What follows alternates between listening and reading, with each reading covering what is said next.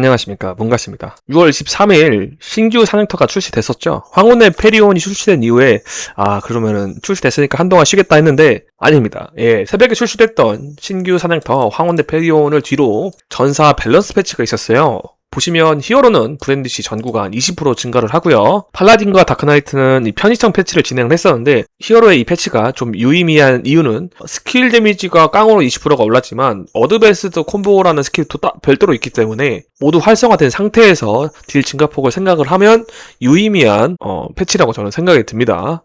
다만 아쉬운 건 팔라딘의 이 스킬 사거리 증가와 다크나이트의 버서크 조건 완화 정도인데, 다크나이트는 그나마 이 버서크 완화 좀 유의미한 패치이긴 하나 팔라딘 같은 경우는 조금 의미가 없는 것 같아요. 그래서 이 팔라딘은 개인적으로는 좀 아쉽다는 생각이 들고요. 히어로의 딜 증가가 있었으면 팔라딘과 다크나이트 역시 딜 증가가 같이 이뤄졌어야 되지 않나 싶은 생각입니다. 자, 다음으로 신궁 스나이핑 데미지가 최대 40만에서 40만 플러스 데미지의 1500%로 변경이 됩니다. 또한 최대 데미지가 모든 직업 포함 60만까지 증가하게 되었습니다.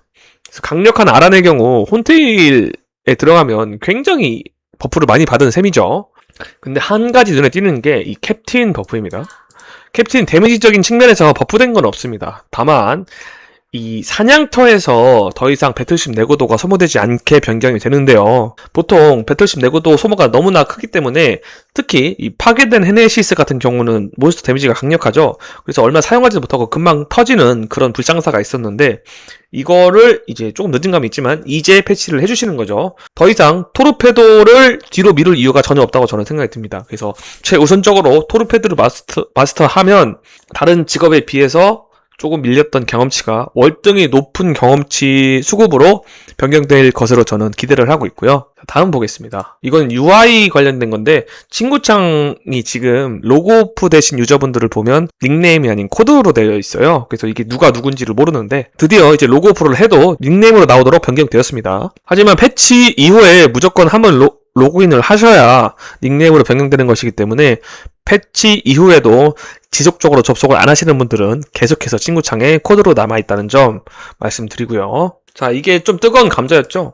버서크 효과가 드래곤 로어 데미지에 영향을 안 준다고 합니다. 고증을 따른다면 이게 원래는 데미지 증가를 안 주는 게 맞는데 로나월드에서는 이게 데미지 적용이 됐었던 부분이에요. 한 가지 아쉬운 건 버서크의 스킬 효과 자체가 데미지를 증폭시켜주는 메커니즘이기 때문에 로어도 당연히 데미지 증폭이 있어야 된다라고 저는 생각을 했었는데, 이게 고증을 따라가다 보니까 이제 패치가 된 부분입니다. 그래서 이제는 로어 사냥을 할 때 버서크 데미지가 로어에 적용되지 않습니다. 그래서 그 보완적인 사항으로 버서크 데미지 증가율이 전 구간 10% 증가를 하고요. 200%에서 210%가 변경되는 거죠. 그러니까 즉 2.1배가 되는 겁니다. 일단 격수 포지션으로 돌아왔다고 보는 게 맞겠죠. 이제는 더 이상 창을 댄 마법사라는 수식어는 떼는 것이 맞다고 봅니다. 다만 파밍할 때는 로어 자체가 워낙에 수월하기도 하고 편한 것이 맞기 때문에 파밍과 사냥이 좀 더 명확하게 구분되었다고 보는 것이 맞을 것 같네요. 이게 최종인데요. 체력 50% 이상에서 40 플러스 레벨 곱하기 2 이하로 변경된다는데, 이게 무슨 소리냐? 여기서 이 레벨 곱하기 2는 스킬 레벨 곱하기 2를 의미합니다. 그래서 예를 들면 제가 버서크 10을 찍었다면 40 플러스 스킬 레벨 10 곱하기 2를 하면 20이겠죠? 그래서 40 플러스 20이 돼서 60 이하, 즉 체력 60% 이하인 경우 버서크가 발동이 되고요. 그래서 30레벨을 찍으면 100%가 되니 만렙 기준 100%라고 표기를 해놓은 것 같습니다. 뷰얼더스 힐링 등 여러가지 유지보수의 번거로움이라고 하는데, 사실 이 부분에 대해서는 어떤 거를 말씀을 하시는 건지 저는 잘 모르겠습니다. 그래서 넘어가고요. 이제 성실한 모험가의 훈장을 더 이상 얻지 못하게 변경되었습니다. 뉴비분들이 처음 진입할 때 보조 스탯을 채우는 느낌으로 좀 괜찮은 훈장이라고 저는 생각이 들었는데, 이거를 더 이상 사용을 못하는 게 조금 아쉽게 느껴지긴 합니다. 이제는 선택사항이던 버섯 왕국의 훈장이 조금 시간을 들여서 모든 퀘스트를 클리어하고 얻어가야 되는 수순을 밟게 된 것 같습니다. 자, 또 이벤트로 지급됐던 수박 목걸이, 피크닉 목걸이 이런 것들 있죠? 레벨 제한이 120까지로 변경되게 됩니다. 그 다음엔 짜잘한 패치를 했기 때문에 여기에 대해서는 따로 언급을 하지 않겠습니다. 자, 6월 27일에 빛 시스템이라고 추가됩니다. 이게 저는 처음 봤을 때 무슨 시스템인가 좀 이해가 잘 안 됐는데 읽어보니 현금 거래 및 비정상 거래가 좀 맞나 봐요. 그래서 빛 시스템이 추가됐다고 말씀을 하시는데 원래대로라면 이러한 경우는 재화를 모두 회수를 한다고 합니다. 그러니까 정확히는 회수가 어려운 부분들이 좀 있어서 이런 것들은 빛으로 전환을 한다고 해요. 뭐 일반적인 착한 유저분들이시라면 해당 사항이 안 됩니다. 예, 넘어갈게요. 해당 사항 안 되니까. 자, 바로 어제 배치죠. 이벤트가 진행이 됐고요. 이제는 상시 느낌으로 진행되는 출석 체크 우유가 7월 31일까지 연장해서 진행됩니다. 7월 10일까지는 뉴비 세트를 지급을 해주고요.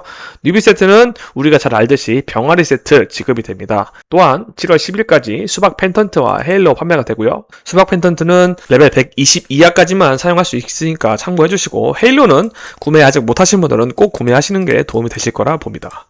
그리고 7월 1일부터 8월 31일까지 출석 체크 2 이벤트가 진행이 됩니다. 첫날에 요정의 물약 310개가 되어 있는 거는 뭐 보상 차원으로 300개를 더 추가로 준다고 하니 오류가 아닌 그냥 마음 놓고 받으시면 되겠습니다. 아쉬운 점은 출석 체크 2인데 2달 진행되는 출석 체크 치고는 보상이 한 달치밖에 없죠. 한 달 더 생길 거라 저는 믿어 의심치 않고요. 무지개 우유가 창고 이동이 가능해집니다. 여기서 주의하실 점은 레인보우 우유랑 무지개 우유는 엄연히 다른 우유입니다.